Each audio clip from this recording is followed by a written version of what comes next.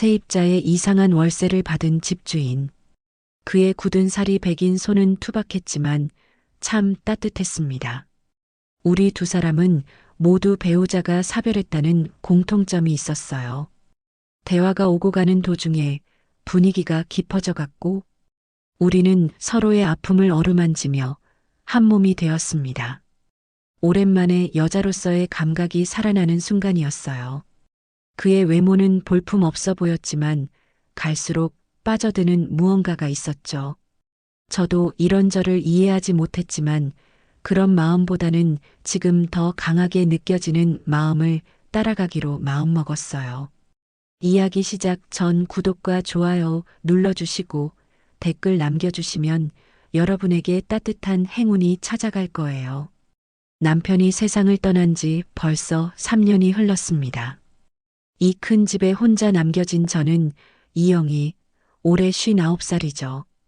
예전에는 동네에서 제법 이름난 미용실을 운영했었는데 이제는 그마저도 접었습니다.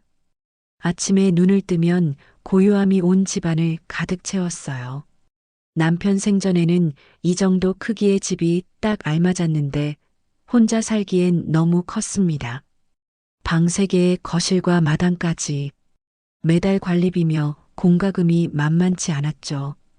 어느 날 문득 생각이 들었어요. 이렇게 빈 방들을 그냥 두기보다는 누군가에게 세를 주는 게 어떨까? 생계에도 도움이 되고 무엇보다 이 적막한 집에 사람 냄새라도 날 테니까요. 마음을 정하고 나서 집 일부를 원룸으로 개조했습니다. 1층 끝쪽 방을 독립적으로 만들고 작은 화장실도 따로 설치했어요. 그리고 동네 부동산에 세입자를 구한다고 알렸죠. 며칠 후 부동산 아저씨가 전화를 걸어왔습니다. 사모님, 방 보러 오실 분이 계세요. 그런데 좀 특이한 경우라서요. 특이하다는 게 뭔지 궁금했지만 일단 와보라고 했습니다. 오후 2시쯤 대문 앞에 한 분이 서 계셨어요. 키가 큰 편이고 어깨는 넓었지만 옷차림이 꽤 초라했습니다. 낡은 작업복에 운동화도 헤어져 있었죠. 나이는 60대 초반 정도로 보였어요. 안녕하세요. 정혜준이라고 합니다. 목소리는 낮고 침착했어요. 그런데 눈빛이 남달랐습니다. 맑고 진실된 느낌이랄까. 남편이 살아있을 때 자주 하던 말이 생각났어요. 영희야, 사람은 눈을 보면 알아. 방을 안내하면서 이것저것 설명했는데 정혜준 씨는 조용히 듣기만 했습니다. 방 상태를 꼼꼼히 살펴보더니 고개를 끄덕였어요. 좋습니다. 이 방으로 하겠어요. 그런데 문제가 생겼습니다. 보증금 얘기를 꺼내자 정혜준 씨 표정이 어두워졌어요. 죄송합니다만 보증금은 당장 준비하기가 어려워서요. 대신 월세를 조금 더 드리면 안 될까요? 부동산 아저씨가 난색을 표했습니다. 요즘 같은 세상에 보증금 없이 세를 준다는 게 말이 되느냐는 거였죠. 저도 솔직히 망설여졌어요. 혹시 문제 있는 사람은 아닐까? 하지만 정혜준 씨 눈을 다시 보니 거짓이 없어 보였습니다. 뭔가 사연이 있어 보이기도 했고요. 알겠습니다. 대신 월세는 정확히 지켜주세요. 그렇게 말하고 나서야 정혜준 씨 얼굴에 안도의 빛이 스쳤어요. 부동산 아저씨는 계속 말렸지만 제 마음은 이미 정해진 상태였습니다. 뭔지 모르게 이 사람이라면 괜찮을 것 같았어요. 남편의 그 말처럼 눈을 보니 믿을만 했습니다. 그날 저녁 정혜준 씨가 간단한 짐을 들고 들어왔어요. 가방 하나와 공구함 정도가 전부였죠. 이상하게 안쓰럽기도 하고 한편으론 이 큰 집에 또 다른 생명체가 숨을 쉬고 있다는 사실이 묘한 위안이 되었습니다. 밤이 되자 정혜준 씨 방에서 희미한 불빛이 새어나왔어요. 텔레비전 소리는 들리지 않고 그저 조용했습니다. 3년 만에 처음으로 제가 아닌 다른 사람의 숨소리가 이 집에 있다는 게 신기했어요. 과연 이 선택이 옳았을까? 잠자리에 누우면서도 계속 생각이 났습니다. 불안함과 호기심이 동시에 밀려왔죠. 앞으로 어떤 일들이 벌어질지, 이 낯선 동거는 어떻게 흘러갈지, 그 누구도 예상할 수 없는 새로운 시작이었습니다. 정혜준 씨가 들어온 첫 달 25일 아침이었어요. 대문 앞에 나가보니 우편함에 하얀 봉투가 꽂혀 있었습니다. 봉투를 열어보니 정확한 월세 금액과 함께 손으로 정성스럽게 쓴 쪽지가 들어 있었죠. 이영애 사모님께 첫 달 월세입니다. 좋은 방 내주셔서 감사합니다. 정해준 드림. 글씨체가 반듯하고 정중했어요. 요즘 젊은 사람들처럼 휘갈겨 쓴 게 아니라 한 글자 한 글자 정성을 들여 쓴 티가 났습니다. 마음이 따뜻해졌죠. 역시 사람을 제대로 봤구나 싶었어요. 두 번째 달도 똑같았습니다. 25일 아침 우편함에 하얀 봉투. 이번엔 항상 조용히 지내려 노력하겠습니다. 라는 말이 추가로 적혀 있었어요. 실제로 정혜준 씨는 정말 조용한 사람이었습니다. 텔레비전 소리도 거의 들리지 않았고 발걸음도 가벼웠죠. 가끔 창문 너머로 보면 정혜준 씨가 아침 일찍 나갔다가 저녁 늦게 돌아오는 모습이 보였어요. 아마 어디선가 일을 하고 있는 것 같았습니다. 등이 조금 구부정한 게 오랜 노동의 흔적 같아 보였지만 걸음걸이만큼은 단단했어요. 그런데 세 번째 달이 되자 뭔가 달라졌습니다. 25일이 지나고 26일, 27일이 되어도 월세 봉투가 오지 않았어요. 혹시 깜빡했나 싶어서 하루 이틀 더 기다려봤는데 여전히 소식이 없었습니다. 마음 한편이 불편해지기 시작했어요. 혹시 제가 너무 성급하게 판단한 건 아닐까? 보증금도 없이 받아준 제 선택이 잘못된 건 아닐까? 그런 생각들이 머릿속을 맴돌았습니다. 그러던 어느 날 아침 집 앞 화단을 정리하다가 이상한 걸 발견했어요. 바람에 날려온 듯한 작은 종이 조각이 담장 모서리에 끼어 있었는데 자세히 보니 약국 영수증이었습니다. 영수증을 펼쳐보니 진통제, 파스, 소화제 같은 약품들이 적혀 있었어요. 금액도 만만치 않았죠. 날짜를 보니 일주일 전 것이었습니다. 혹시 정혜준 씨 것일까 하는 생각이 들었어요. 그날 저녁 정혜준 씨가 돌아오는 소리가 들렸습니다. 평소보다 발걸음이 무거웠어요. 혹시나 해서 귀를 기울이고 있는데 방 안에서 낮은 신음소리가 새어나왔습니다. 다음 날도 그 다음 날도 정혜준 씨가 밖으로 나가는 소리가 들리지 않았어요. 창문으로 살짝 확인해 보니 방 안 불빛은 켜져 있었지만 평소와 다른 분위기였습니다. 궁금함을 참을 수 없어서 넌지시 말을 걸어봤어요. 정혜준 씨, 괜찮으세요? 문 너머로 네, 괜찮습니다라는 대답이 들렸지만 목소리가 힘이 없었어요. 며칠 후 택배 아저씨가 정혜준 씨 방으로 뭔가를 가져다 주는 걸 봤습니다. 편의점 로고가 찍힌 봉지였어요. 아, 도시락을 시켜 먹고 있구나 싶었죠. 그런데 왜 밖으로 나가지 못할까? 일주일이 지나도록 정혜준 씨는 거의 방에서 나오지 않았습니다. 가끔 화장실 가는 소리만 들릴 뿐이었어요. 그마저도 발걸음이 느리고 조심스러웠습니다. 뭔가 아픈 곳이 있는 것 같았어요. 한 달이 거의 다 되어 가는데도 월세 얘기는 꺼내지 않았습니다. 정혜준 씨도 저도 마찬가지였어요. 어색한 침묵이 흘렀죠. 이런 상황을 어떻게 해결해야 할지 막막했습니다. 그러다 문득 이런 생각이 들었어요. 정혜준 씨가 게으른 사람이어서 일을 안 나가는 걸까? 아니면 정말 몸이 아파서 어쩔 수 없는 상황인 걸까? 처음 만났을 때 그 진실한 눈빛이 거짓말은 아니었을 텐데. 마음 한구석에서는 화가 났어요. 월세도 안 내고 방에만 틀어박혀 있다니.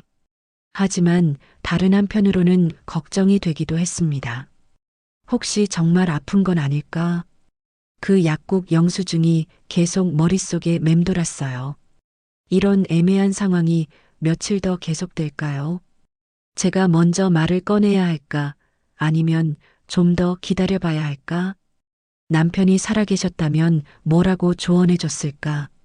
그런 생각들로 밤잠을 설치게 되었습니다. 그렇게 어정쩡한 상황이 이어지던 어느 날 아침 큰일이 터졌습니다. 1층 화장실에서 이상한 냄새가 나기 시작했어요. 처음엔 하수구 냄새려니 했는데 점점 심해지더니 급기야 검은 물이 역류하기 시작했습니다. 아이고, 이게 뭐예요? 그 같은 동네에 사는 김미자 씨가 소리를 지르며 뛰어왔어요. 65세인 김미자 씨는 동네에서 소문난 오지랖쟁이였죠. 좋게 말하면 정이 많고 나쁘게 말하면 남의 일에 간섭을 너무 많이 하는 분이었어요. 사모님, 이거 큰일 났네요. 하수구가 완전히 막혔어요. 김미자 씨가 코를 막으며 말했습니다. 정말로 냄새가 지독했어요. 검은 물은 계속 넘쳐나고 있었고 1층 바닥 전체가 물바다가 될 상황이었습니다. 급한 대로 걸레와 대야를 가져와서 물을 치우기 시작했는데 역부족이었어요. 근본적인 해결책이 필요했습니다. 하수구 뚜껑을 열어보려고 했지만 너무 무거워서 여자 둘이서는 도저히 들 수가 없었어요. 사모님, 이런 건 남자가 있어야죠. 김미자 씨가 의미심장하게 말했습니다. 혼자 사시니까 이런 일 생기면 참 난감하시겠어요. 우리 집 영감이라도 불러올까요? 그 말에 제 기분이 살짝 상했어요. 마치 혼자 사는 제가 무능하다는 식으로 들렸거든요. 괜찮아요. 관리사무소에 연락해서 해결하면 되죠. 그렇게 말하면서도 속으로는 답답했습니다. 관리사무소에 전화를 걸었는데 담당자가 오늘은 어렵고 내일 오후에나 올 수 있다고 했어요. 내일까지 이 상태로 둘 수는 없었습니다. 냄새도 냄새지만 위생상 문제가 심각했어요. 에휴, 어쩌나. 정말 남자 손이 필요한 일인데. 김미자 씨가 또 그런 말을 하는 순간이었어요. 뒤에서 조용한 목소리가 들렸습니다. 제가 한번 봐드릴까요? 돌아보니 정혜준 씨가 서 있었어요. 며칠 동안 방에만 있다가 처음 나온 거였죠. 얼굴이 조금 야위어 보였지만 눈빛은 여전히 또렷했습니다. 손에는 커다란 공구함을 들고 있었어요. 김미자 씨가 의외라는 표정으로 정혜준 씨를 쳐다봤습니다. 아, 세입자분이시구나. 그런데 이런 일 할 줄 아세요? 정혜준 씨는 대답 대신 공구함을 바닥에 내려놓고 하수구 주변을 살펴봤어요. 그리고는 공구 좀 빌려드릴게요라고 말하며 공구함을 열었습니다. 공구함 안에는 온갖 종류의 공구들이 정리되어 있었어요. 망치, 드라이버, 렌치, 심지어 하수구용 스프링까지. 마치 전문 기술자의 공구함 같았습니다. 정혜준 씨가 평범한 사람이 아니라는 게 한눈에 보였어요. 일단 물부터 빼고 막힌 곳을 찾아봐야겠네요. 정혜준 씨가 차분하게 말했습니다. 그리고는 능숙한 손놀림으로 하수구 뚜껑을 들어 올렸어요. 혼자서 거뜬히 해내는 모습에 김미자 씨도 감탄했습니다. 오, 힘도 좋으시네. 김미자 씨가 말했지만 정혜준 씨는 묵묵히 일에만 집중했어요. 하수구 안을 들여다보더니 긴 철사 같은 도구를 꺼내서 막힌 부분을 찾기 시작했습니다. 여기네요. 뭔가 단단한 게 막고 있어요. 정혜준 씨가 말하며 더 큰 도구를 꺼냈습니다. 그런데 공구를 빼내는 과정에서 공구함이 기울어지면서 안에 있던 물건들이 흩어졌어요. 드라이버, 볼트, 너트 같은 것들이 바닥에 떨어졌는데 그 중에 작은 사진 한 장도 함께 떨어졌습니다. 오래된 흑백 사진이었어요. 제가 무심코 그 사진을 주워들었는데 순간 가슴이 뭉클해졌습니다. 사진 속에는 젊은 정혜준 씨와 여자분, 그리고 어린 아이 둘이 함께 찍혀 있었어요. 정혜준 씨는 지금보다 훨씬 젊고 건장해 보였고 옆에 있는 여자분은 아름다운 미소를 짓고 있었습니다. 아이들도 해맑게 웃고 있었죠. 행복해 보이는 가족 사진이었는데 왜 정혜준 씨는 지금 혼자일까? 그 가족들은 어디에 있는 걸까? 순간 여러 생각이 머릿속을 스쳤어요. 혹시 무슨 안타까운 사연이 있는 건 아닐까? 아, 그거. 정혜준 씨가 제가 사진을 들고 있는 걸 보고는 당황한 표정을 지었습니다. 급하게 사진을 받으며 공구함 깊숙이 넣어버렸어요. 그 순간 정혜준 씨 얼굴에 스친 슬픔 같은 감정을 놓칠 수 없었습니다. 김미자 씨도 뭔가 느꼈는지 조용해졌어요. 분위기가 무거워지자 정혜준 씨가 다시 일에 집중했습니다. 막힌 걸 빼내면 될 것 같아요. 30분 정도 작업을 하더니 드디어 원인을 찾아냈어요. 하수구에 걸레 조각이 엉켜서 막혀 있었던 거였습니다. 정혜준 씨가 능숙하게 그걸 제거하니 물이 다시 잘 빠지기 시작했어요. 우와, 대단하세요. 김미자 씨가 진심으로 감탄했습니다. 어떻게 이런 일을 이렇게 잘하세요? 예전에 건설 일을 오래 했거든요. 정혜준 씨가 담담하게 대답했어요. 그제서야 그분의 거친 손과 굳은 살, 구부정한 등의 의미를 알 것 같았습니다. 평생을 몸으로 일하며 살아온 분이구나. 공구를 정리하면서 정혜준 씨에게 고마움을 표했어요. 정말 감사합니다. 어떻게 보답을 해야 할지. 괜찮습니다. 같은 집에 사는데 당연한 일이죠. 정혜준 씨가 조용히 말했습니다. 그런데 그 말 속에 뭔가 깊은 외로움 같은 게 섞여 있는 것 같았어요. 김미자 씨도 완전히 태도가 바뀌었습니다. 아이고, 이렇게 실력 있으신 분이 계셨네요. 사모님 복 받으셨어요. 아까 전까지 빈정거리던 모습과는 180도 달랐죠. 정혜준 씨가 공구함을 들고 방으로 돌아가는 뒷모습을 보면서 여러 생각이 들었어요. 이분에게는 분명 깊은 사연이 있을 거야. 그 가족 사진 속 사람들은 어디 있을까? 왜 혼자가 된 걸까? 궁금증이 꼬리에 꼬리를 물었습니다. 하수구 사건 이후로 정혜준 씨에 대한 제 시선이 완전히 바뀌었습니다. 월세를 못 낸 것도 이해가 되기 시작했어요. 몸이 아파서 일을 못 나간 거였구나. 그런 상황에서도 집안 위기를 해결해 준 마음씨가 고마웠습니다. 며칠 후 거실 천장의 형광등이 깜빡거리기 시작했어요. 오래된 집이라 이런 일이 자주 생겼는데 혼자서는 해결하기 어려운 일이었죠. 의자를 가져다 놓고 올라가려다가 무서워서 포기한 적이 한두 번이 아니었거든요. 망설이다가 정혜준 씨에게 부탁해 봤습니다. 혹시 형광등 좀 봐주실 수 있을까요? 그러자 정혜준 씨가 흔쾌히 네, 바로 보겠습니다라고 대답했어요. 공구함을 가져온 정혜준 씨는 능숙하게 의자에 올라가서 형광등을 분해했습니다. 안전기가 나간 것 같네요. 새 걸로 교체해야겠어요. 그리고는 어디서 구해왔는지 새 안전기를 가져와서 척척 교체해 주었어요. 어머, 이런 것까지 가지고 계셨어요?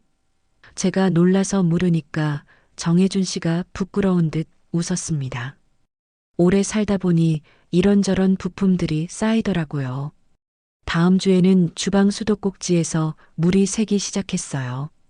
이번에도 정혜준 씨가 해결해 줬습니다.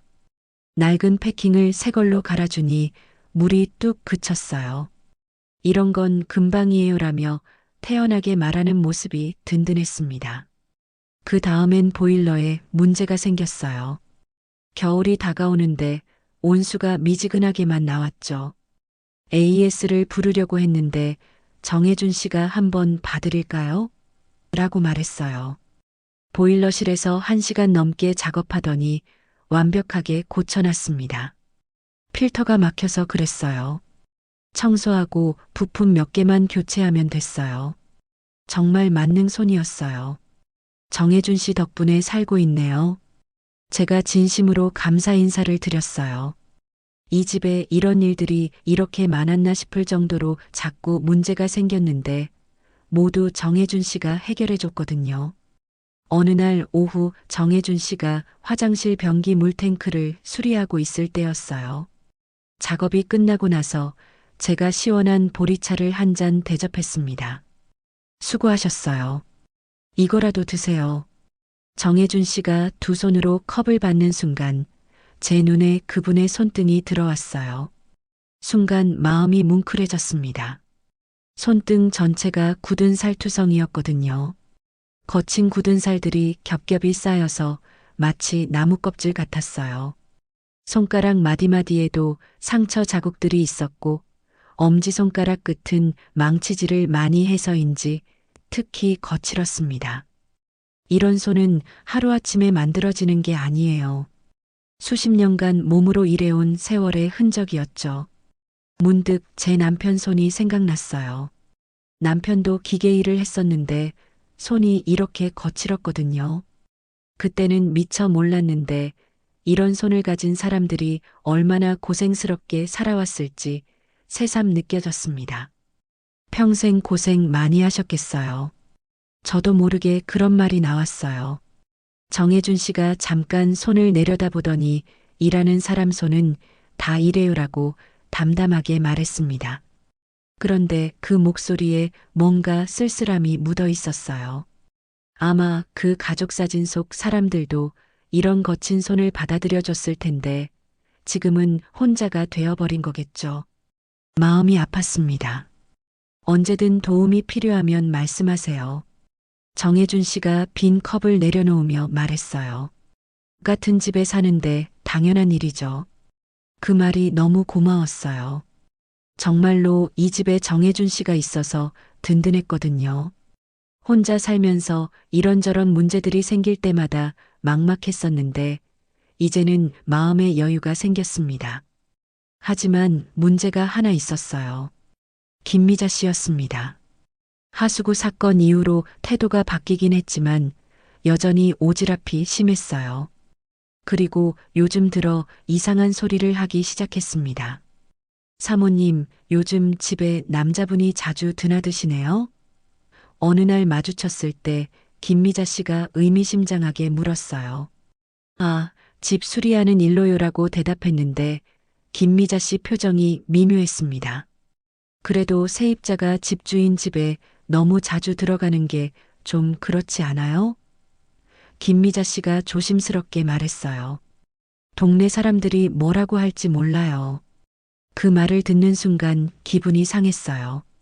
뭘 그렇게 생각하는 건지 이해할 수 없었습니다.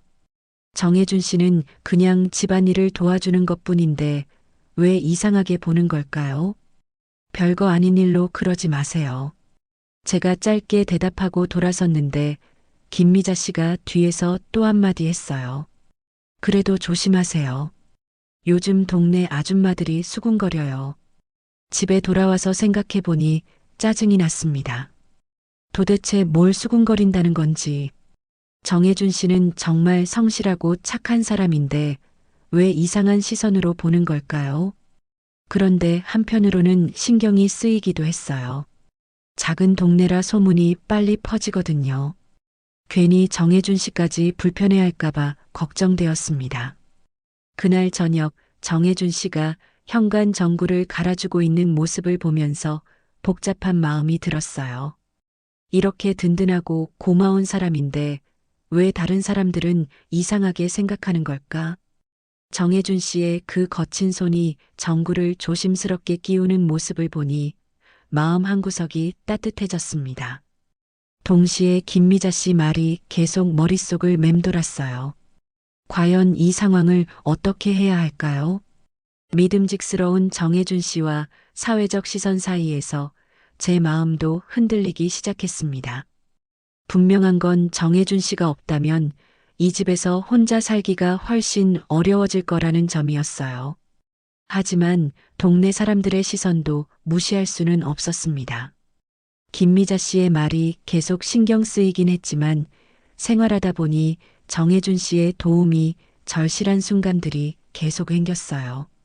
그 중에서도 가장 큰 일은 거실 장판을 교체하는 일이었습니다. 오래된 장판이 곳곳에서 들뜨고 찢어져서 보기 흉했어요.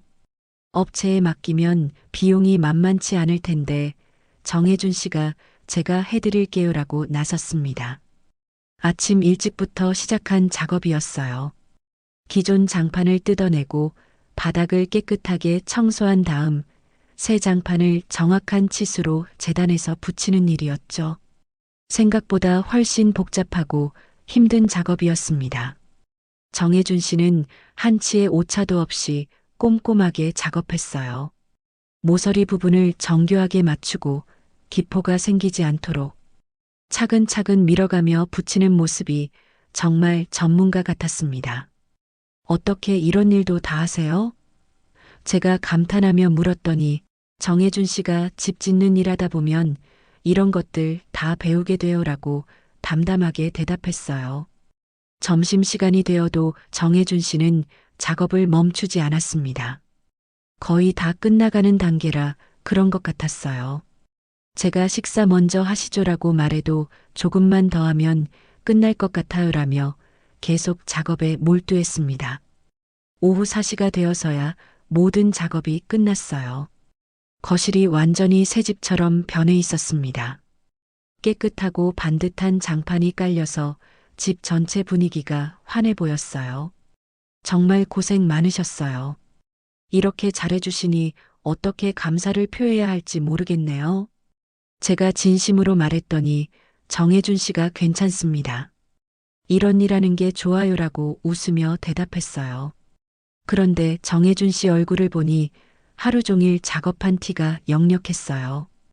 이마에는 땀이 맺혀 있었고 무릎을 꿇고 작업하느라 바지도 더러워져 있었습니다. 손도 장판 풀 때문에 거칠어져 있었고요. 저녁 식사라도 같이 하시죠. 저도 모르게 그런 말이 나왔어요. 사실 혼자 밥 먹는 게 익숙해져서 누군가와 함께 식사하자고 말한 것도 정말 오랜만이었습니다. 정혜준 씨가 잠깐 망설이더니 그럼 감사히 받겠습니다라고 했어요.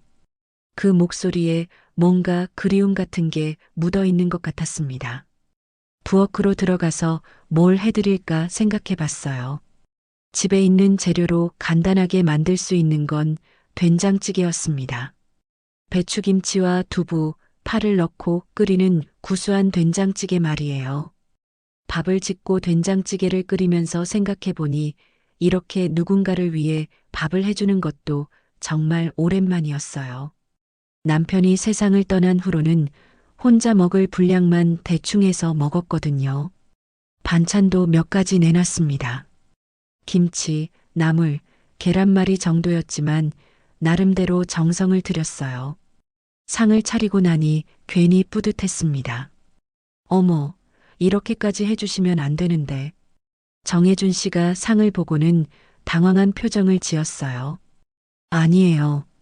하루 종일 고생하셨는데 이 정도야 당연하죠. 함께 식탁에 앉아서 밥을 먹기 시작했는데 묘한 기분이 들었어요.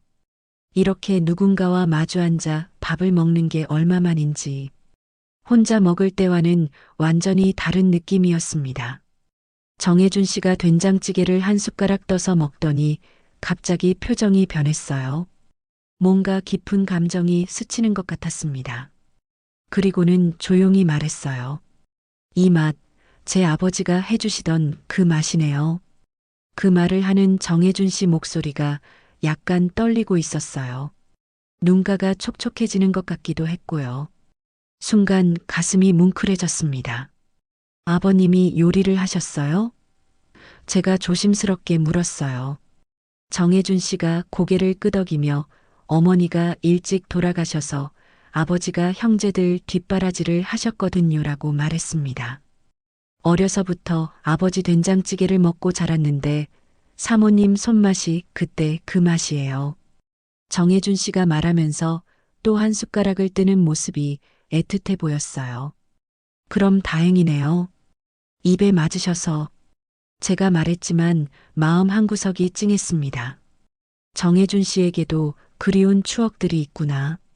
그런 추억을 불러일으키는 음식을 제가 만들어 드렸다는 게 왠지 의미 있게 느껴졌어요. 식사를 마치고 차를 마시면서 이런저런 이야기를 나눴습니다. 정혜준 씨가 어떤 일을 해왔는지, 어떻게 살아왔는지에 대한 이야기였어요. 많은 말은 하지 않았지만 그 속에서 힘들었던 세월들이 느껴졌습니다. 사모님은 언제부터 혼자 지내셨어요? 정혜준 씨가 조심스럽게 물었어요. 3년 전부터요. 남편이 갑자기 세상을 떠나서라고 대답하니 정혜준 씨가 많이 힘드셨겠어요 라고 말했습니다. 그런 이야기를 나누다가 정혜준 씨 시선이 거실 한쪽으로 향했어요. 제가 젊었을 때 찍은 사진이 걸려 있는 곳이었습니다. 결혼 전에 찍은 사진인데 그때는 정말 예뻤었죠. 저 사진 속 분이 사모님이세요? 정혜준 씨가 물었어요. 네, 오래된 사진이에요라고 대답했는데 정혜준 씨가 사진을 한참 바라보더니 말했습니다. 여전히 고우십니다. 그 말을 들은 순간 얼굴이 확 달아올랐어요. 언제부터인가 그런 말을 들어본 적이 없었거든요. 남편한테도 마지막 몇 년은 그런 말을 못 들었던 것 같아요. 무슨 말씀을? 제가 당황해서 중얼거렸는데 정혜준 씨가 정말이에요. 지금도 정말 고우세요라고 다시 한번 말했습니다. 가슴이 두근거리기 시작했어요. 이런 감정이 뭔지 모르겠지만 분명 단순한 고마움과는 다른 뭔가였습니다. 59살이 되어서 이런 기분을 느낄 줄은 몰랐어요. 정혜준 씨도 뭔가 당황한 것 같았어요. 자신이 한 말이 조금 과했나 싶어서 그런 것 같았습니다. 잠깐 어색한 침묵이 흘렀죠. 오늘 정말 고생 많으셨어요. 장판도 깔아주시고. 제가 화제를 돌리려고 말했지만 아직도 가슴이 두근거리고 있었어요. 아니에요. 저야말로 맛있는 저녁 대접받아서 감사해요. 정혜준 씨가 일어서면서 말했습니다. 그럼 이만 들어가겠습니다. 정혜준 씨가 문을 나서고 나서도 한참 동안 그 자리에 앉아 있었어요. 여전히 고우십니다라는 그 말이 계속 귓가에 맴돌았습니다. 언제부터 이런 설렘을 잊고 살았을까요? 그 일이 있은 후 며칠 동안 정혜준 씨와 마주치면 괜히 어색했어요. 여전히 고우십니다라는 그 말이 계속 머릿속에 맴돌았거든요. 혹시 정혜준 씨도 저와 같은 마음일까 하는 생각이 들기도 했고, 한편으로는 제가 너무 오해하고 있는 건 아닐까 하는 불안감도 있었습니다. 그런데 어느 날 밤 정말 예상치 못한 일이 벌어졌어요. 저녁 무렵부터 비가 오기 시작하더니 밤이 되자 장대비로 변했습니다. 천둥 번개를 동반한 정말 무서운 폭우였어요. 처음에는 그냥 비가 많이 온다 정도로 생각했는데 밤 10시쯤 되니까 이상한 소리가 들리기 시작했어요. 뚝뚝 떨어지는 물소리였습니다. 설마 했는데 거실 천장에서 물이 새고 있었어요. 아이고, 이런. 급하게 그릇을 가져다 놓고 물을 받았지만 점점 더 심해지는 것 같았습니다. 한 곳이 아니라 여러 곳에서 새기 시작했어요. 오래된 집이라 지붕이 완전하지 않았던 모양입니다. 그러더니 갑자기 딱 하는 소리와 함께 집 전체가 깜깜해졌어요. 정전이 된 거였습니다. 폭우로 인해 동네 전체의 전기가 끊긴 것 같았어요. 휴대폰 불빛으로 겨우 촛불을 찾아서 켰습니다. 이런 상황에서 혼자 있으니 정말 무서웠어요. 천장에서는 계속 물이 떨어지고 번개가 칠 때마다 집 전체가 하얗게 번쩍였습니다. 어떻게 해야 할지 막막했어요. 그때 정혜준 씨 방에서 노크 소리가 들렸어요. 사모님, 괜찮으세요? 정혜준 씨가 걱정스러운 목소리로 물었습니다. 문을 열어보니 정혜준 씨도 촛불을 들고 서 있었어요. 천장에서 물이 새고 있어요.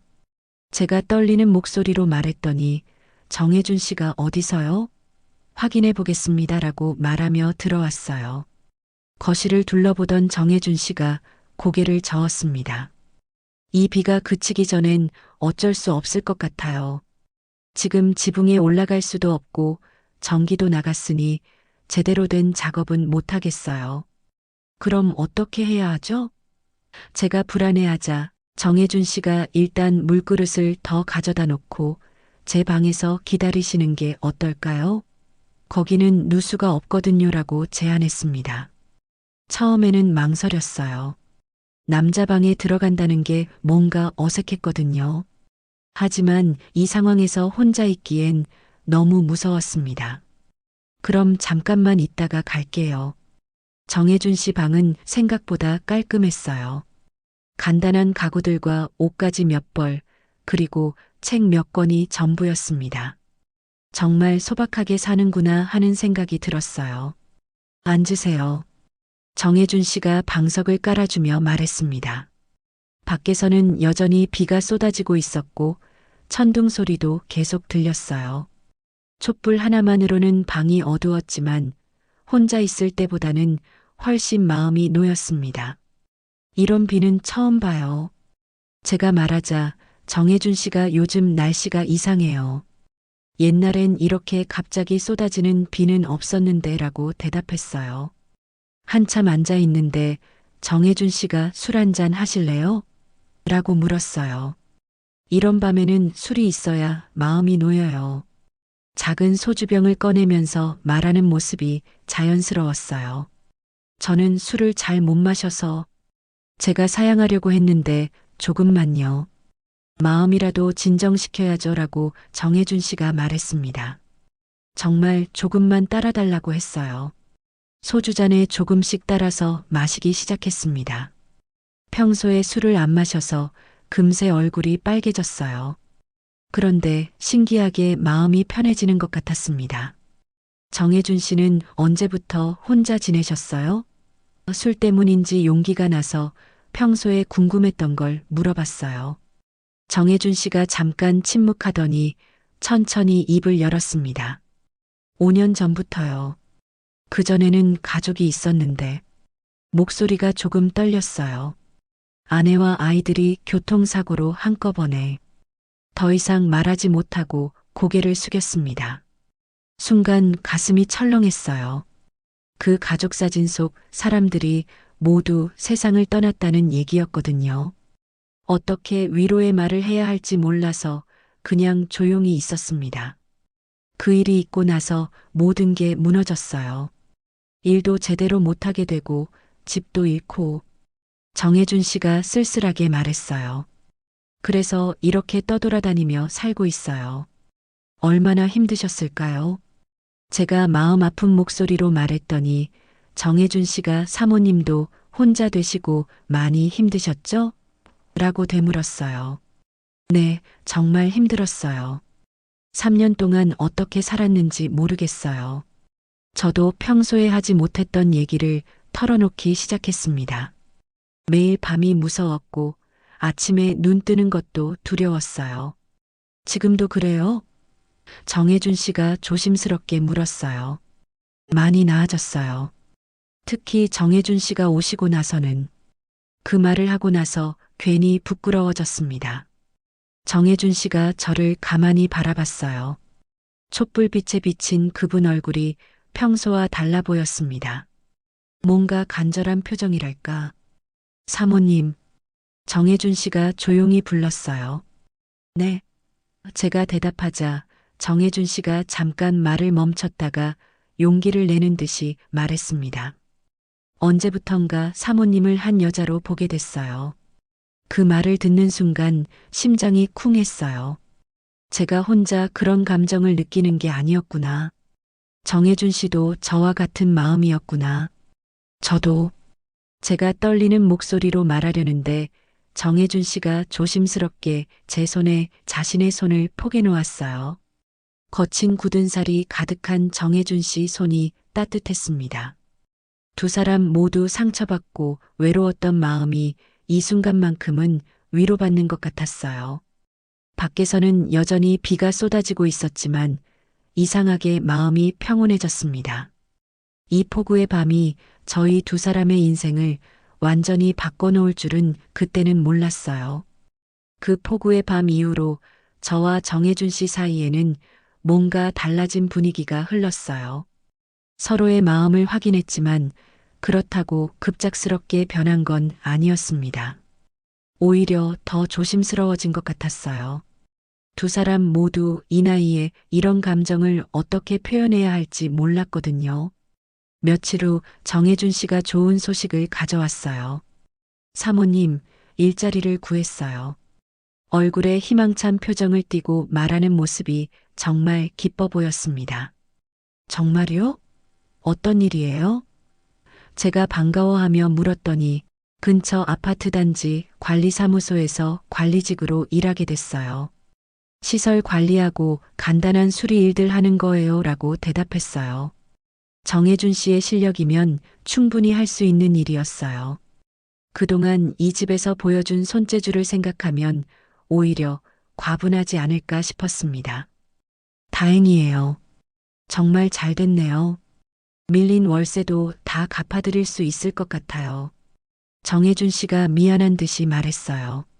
사실 월세 문제는 이미 제 마음에서 사라진 지 오래였지만 정혜준 씨에겐 여전히 마음의 짐이었나 봅니다. 다음 주부터 출근을 시작한 정혜준 씨는 완전히 달라진 모습이었어요.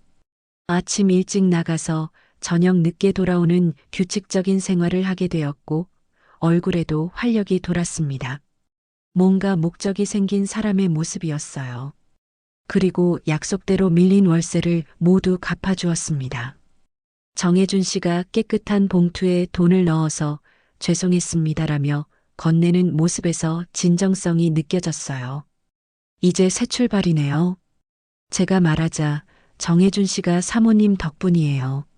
사모님이 아니었다면 이런 기회도 없었을 거예요 라고 고마워했습니다.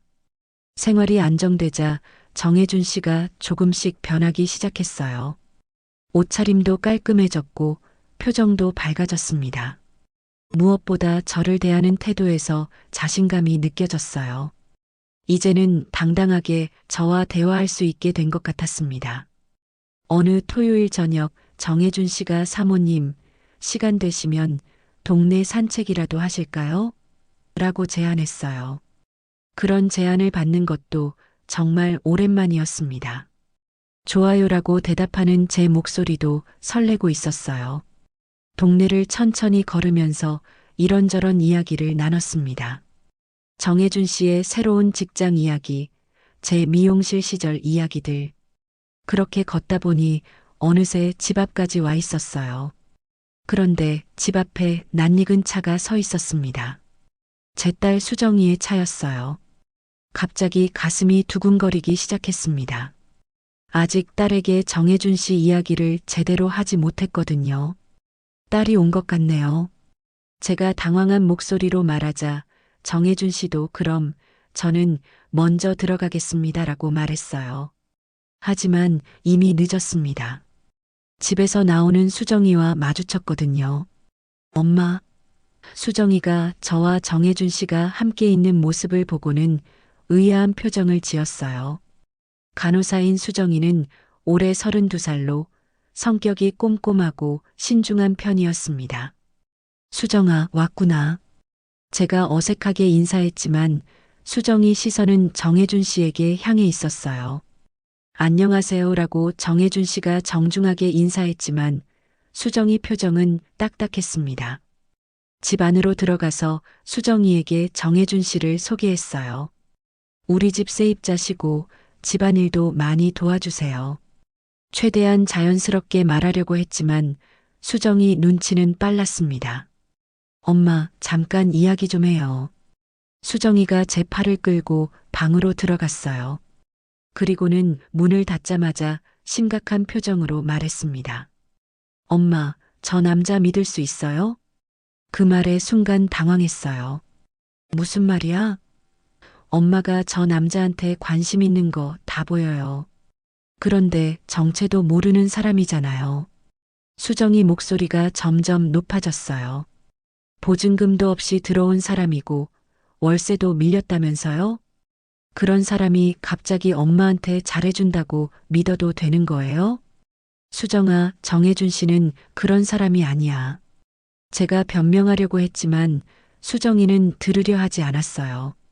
엄마, 정신 차려요. 요즘 혼자 사는 중년 여성들 노리는 사기꾼들 얼마나 많은데요. 집도 있고 돈도 있으니까 접근한 거 아니에요?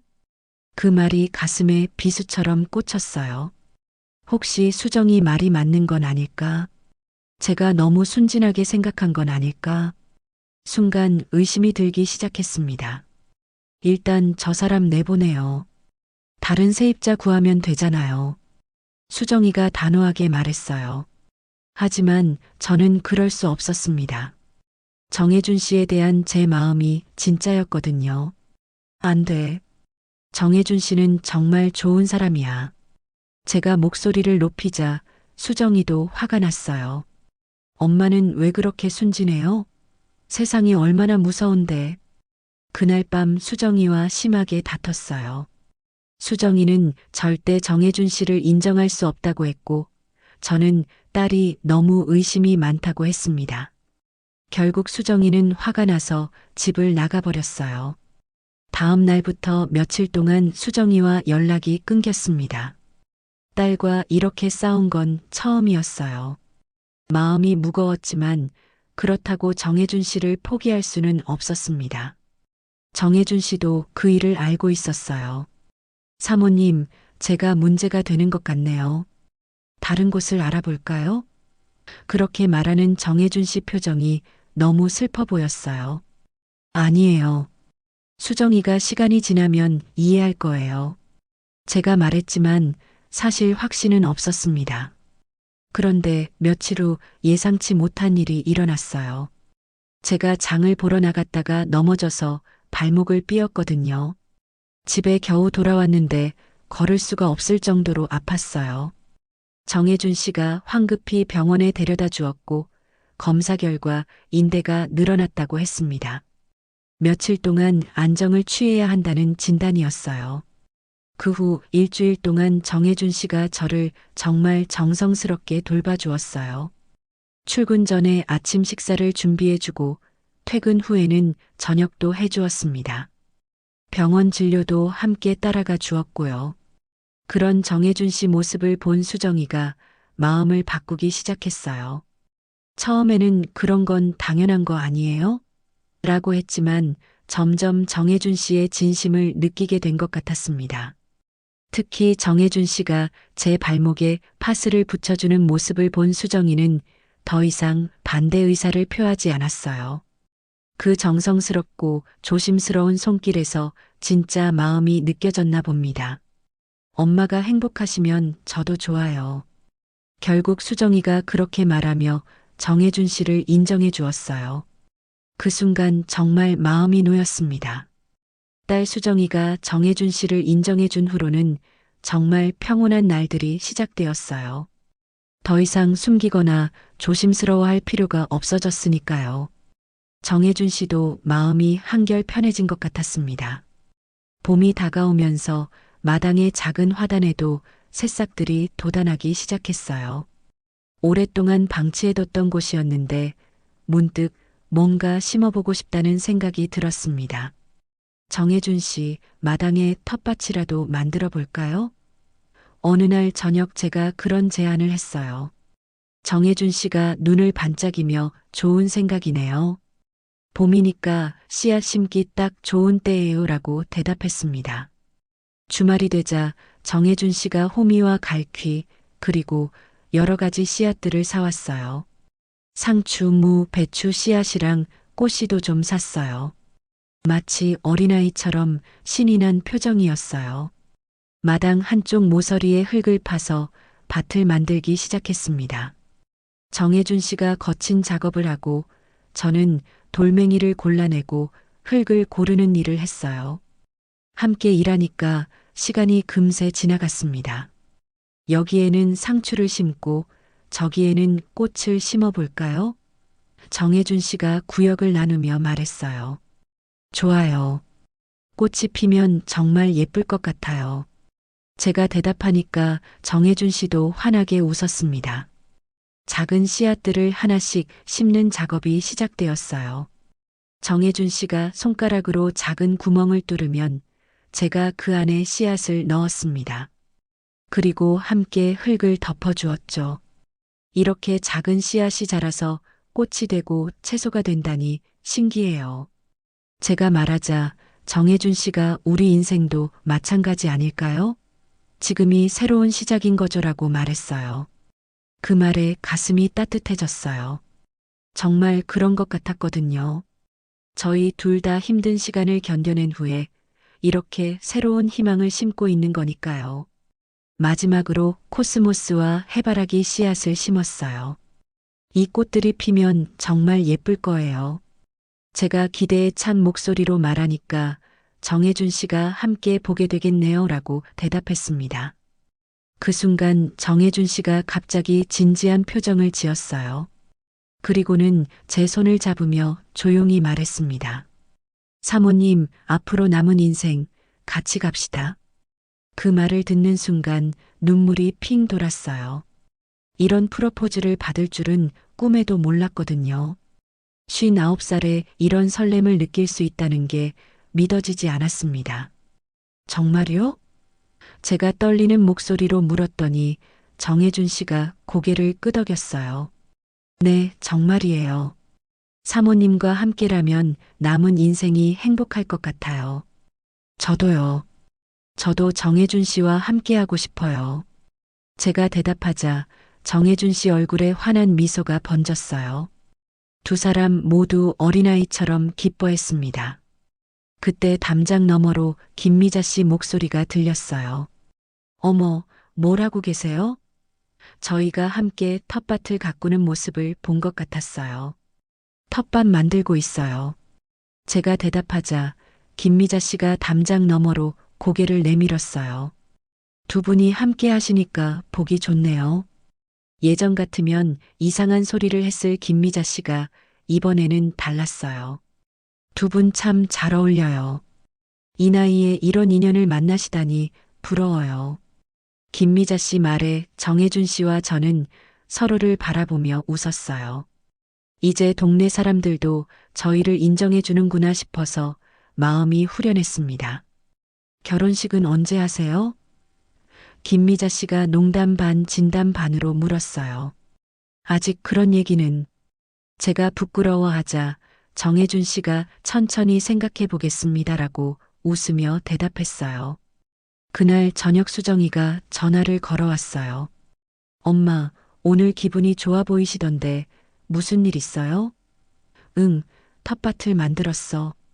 제가 대답하자 수정이가 정혜준 아저씨랑 함께요? 라고 물었어요. 그래. 그리고 우리가 함께 살기로 했어. 제가 조심스럽게 말하자 수정이가 잠깐 침묵했다가 축하해요. 엄마. 행복하세요 라고 말했어요. 딸의 축복까지 받으니 정말 완벽했습니다. 몇 주 후부터 텃밭에 변화가 시작되었어요. 상추와 무의 새싹이 돋아나기 시작했고 꽃씨도 싹을 틔웠습니다. 매일 아침 물을 주러 나가는 게 즐거웠어요. 정혜준 씨도 출근하기 전에 꼭 텃밭을 확인했어요. 오늘도 많이 컸네요. 그렇게 말하며 뿌듯해하는 모습이 사랑스러웠습니다. 여름이 되자 텃밭은 정말 풍성해졌어요. 상추는 싱싱하게 자랐고 코스모스와 해바라기도 예쁘게 꽃을 피웠습니다. 저희가 심은 씨앗들이 이렇게 아름답게 자란 게 신기했어요. 어느 날 저녁 텃밭에서 상추를 따서 저녁 반찬을 만들었어요. 우리가 기른 상추네요. 정혜준 씨가 기뻐하며 말했습니다. 정말 달고 맛있어요. 우리 텃밭 정말 잘 만든 것 같아요. 제가 말하자 정혜준 씨가 우리가 함께 하니까 더 잘 자라는 것 같아요라고 대답했어요. 그날 밤 마당에 나가서 별을 보며 이야기를 나눴어요. 해바라기들이 달빛을 받아 은은하게 빛나고 있었습니다. 이런 평온한 밤이 계속되었으면 좋겠어요. 제가 말하자 정혜준 씨가 제 어깨에 손을 올렸어요. 앞으로도 이런 날들이 많을 거예요. 우리 함께니까요. 정혜준 씨 목소리가 따뜻했어요. 정말 그럴 것 같았습니다. 가을이 되자 텃밭의 코스모스가 만개했어요. 바람에 하늘거리는 꽃들이 정말 예뻤습니다. 정혜준 씨와 함께 그 꽃들을 바라보며 서 있으니 마치 한 편의 그림 같았어요. 행복해요. 제가 정혜준 씨에게 말했어요. 저도 행복합니다. 정혜준 씨가 대답하며 제 손을 꼭 잡았습니다. 두 사람이 만든 작은 텃밭이지만 그 안에는 희망과 사랑이 가득했어요. 황혼의 나이에 찾은 진정한 동반자와 함께 만들어가는 새로운 인생이었습니다. 앞으로도 이 텃밭처럼 저희의 사랑도 계속 자라날 것 같았어요.